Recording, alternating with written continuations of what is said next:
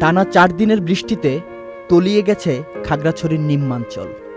গত শনিবার থেকে শুরু হওয়া বৃষ্টি মঙ্গলবার রাত পর্যন্ত থামেনি।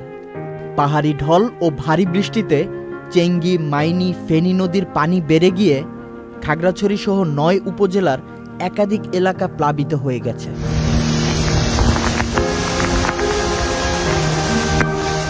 অনেক ঘরবাড়ি ও সড়ক তলিয়ে গেছে।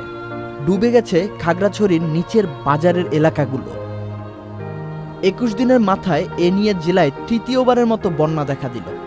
খাগড়াছড়ির ডিসি জানান, অতিরিক্ত বৃষ্টি আর পাহাড়ি ঢলের কারণে কয়েক হাজার পরিবার পানিবন্দী হয়ে পড়েছে। তিনি আরও বলেন, এখন পর্যন্ত খাগড়াছড়ি জেলায় 99টি আশ্রয়কেন্দ্র খোলা হয়েছে। আশ্রয়কেন্দ্রে আশ্রয় নিয়েছে হাজারো মানুষ।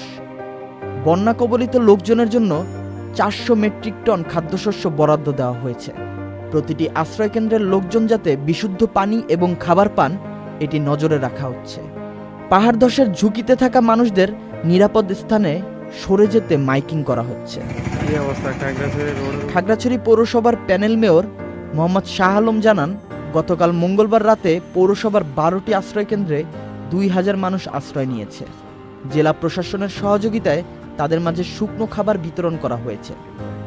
মাত্র 21 দিনের মাথায় আবারও পাহাড়ি ঢল ও বন্যার কবলে পড়ায় আক্রান্ত এলাকার মানুষকে চরম দুর্ভোগে পড়তে হয়েছে।